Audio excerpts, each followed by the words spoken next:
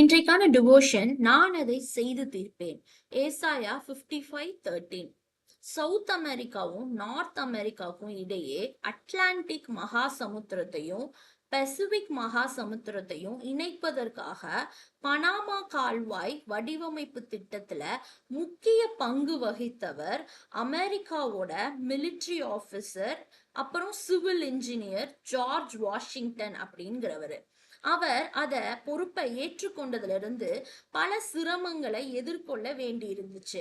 பல விதங்களிலும் அவர் இடையூறுகளை சந்திச்சாரு. பல கடுமையான போராட்டம் நடந்து கொண்டிருந்துச்சு. அநேகர் இவர் ஒருபோதும் இந்த வேலையை செய்து முடிக்க போவதில்ல அப்படின்னு அவருக்கு விரோதமாக பேசி முறையிடுறாங்க. கட்டுமான பணியில அவர் சந்தித்து கொண்டிருந்த பல்வேறு பிரச்சனைகளோடு கூட அவர்களுடைய நிந்தையான வார்த்தைகளையும் அவர் சகிக்க வேண்டியதா இருந்துச்சு.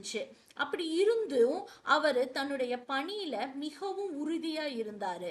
அதை தொடர்ந்து செய்து கொண்டே இருக்காரு. அந்த நிலையில அவருக்கு உதவியா இருந்தவரு அவரை நோக்கி சொல்றாரு, மதிப்பிற்குரிய தளபதி அவர்களே, மக்கள் இவ்வளவு அதிகமாக உண்மையும் நீர் பொறுப்பேற்றிருக்கும் இந்த வேலையும் குறித்து குறை கூறி கொண்டிருக்கிறாங்களே, இவங்க வாயை அடைக்கத்தக்கதா இவங்களுக்கு நீர் ஏதாகிலும் பதில் சொல்லலாம்ல அப்படின்னு கேட்கிறாரு. அப்போ அவர் சொல்றாரு, சமயம் வரும்போது பதில் சொல்லுவேன் அப்படின்னு சொல்றாரு. கால்வாய் கட்டி முடித்த பின் பதில் சொல்வேன் அப்படின்னு சொல்றாரு. பனாமா கால்வாய் கட்டுமான பணி முடிவதற்கு ரொம்ப ஆண்டுகள் செல்லுது. அவர் பல சிரமங்களையும் இடையூறுகளையும் நிந்தனைகளையும் எதிர்கொள்ள வேண்டி இருந்த போதிலும் மனம் தளராம தன்னுடைய வேலையை வெற்றிகரமா முடிக்கிறாரு. எந்த கட்டட பொறியாளரும் ஒரு கட்டடத்தை கட்ட ஆரம்பிக்கிறப்ப தன் மனதுல அதை பற்றி தெளிவான ஒரு ப்ளூ பிரிண்ட்டை வச்சுட்டு தான் அதை டிசைன் பண்ணுவாங்க. அவ்விதமா நம்முடைய ஜீவியத்தை குறித்து கூட நம்ம பரம தகப்பன் மகத்தான திட்டத்தை வச்சுதான் நம்மளையும் சிருஷ்டித்திருப்பாரு.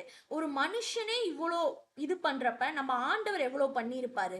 இடையில பல இடையூறுகள், தோல்விகள், நிந்தைகள், நம்மள ஏளன பேச்சுக்கள் எல்லாமே நம்ம வாழ்க்கையில வரலாம். மனம் தளராம அவரது பலத்த கரத்துக்குள்ள நம்ம அடங்கி இருக்கிறப்ப தேவன் நம்ம ஏற்ற வேலையில உயர்த்தி மேன்மைப்படுத்துவாரு. இப்போ நம்ம ஜீவியம் பல குறைகளும் தோல்விகளும் உள்ளதா பிறர் குற்றப்படுத்தக்கூடியதாக கூட நம்ம வாழ்க்கை இருக்கலாம்.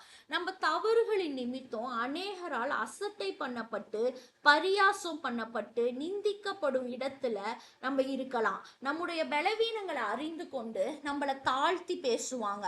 நம்ம இருதயத்துல மறைந்திருக்கும் தீய சுபாவங்களையும் குறைகளையும் கண்டுணர்ந்து அவற்றை மேற்கொள்ளும்படியாக அவருடைய இரக்கத்திற்காக கிருபைக்காக மன்றாடும்படியாக தேவன் நம்மள சில சோதனைகளை நம்ம வாழ்க்கையில அனுமதிக்கிறாரு. நம்மை அநேகருக்கு ஆசீர்வாதமா கண்டிப்பா ஒரு நாள் வைப்பாரு. தேவனே என்னை அநேகருக்கு ஆசீர்வாதமாக மாற்றும். ஆமேன்.